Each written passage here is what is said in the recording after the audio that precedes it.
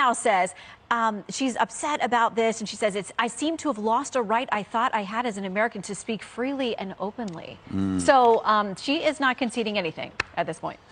Well, she used the Me Too movement, and now she's betrayed the Me Too movement. You can't believe all women is basically what this case is saying. Judge, you were right from the beginning. I'm going to go ahead and say that. When we first covered this, you said, I don't believe that lady. Those were your words.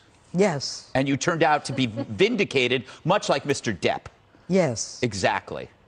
Look, here's the bottom line. For this woman to come out and say it's a setback for women, I think she needs to understand one thing, and that is that what she did was harmful to real victims of domestic violence. And I'm sorry for saying it again. I started the first domestic violence unit in the nation. I have dealt with battered women for 30 years. As soon as she started, it was clear she was not the victim. She was the abuser.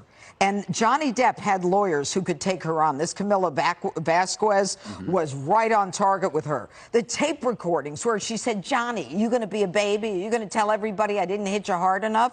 It was difficult for this man to make a decision to put his whole life on the table, but he had nothing to lose. And when they said to him, what have you lost as a result of what she did? He said nothing short of everything.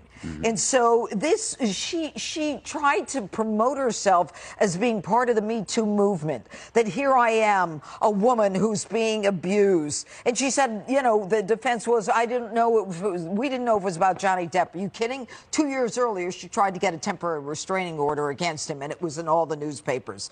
But she was impossible to believe. And I would tell a jury as a judge, if you find that one witness has testified falsely with respect to one fact, you are free to disregard their entire testimony. This woman lied over and over again, and I feel free to say that on television. She lied. She was a liar. She was the abuser, and he was the victim. And let me just say one more thing. For him to take on this burden, which is not only proof that he was defamed, that she was talking about him, but that she was malicious.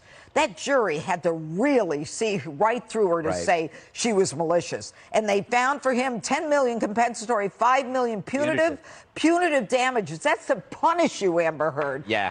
For taking on this guy's life and destroying his life so you could be part of the Me Too movement. Don't give me this stuff, you know, it's a setback for women. You do not represent women. You represent the worst of women who try to falsely blame men. And that's the end of it. There you go. You know.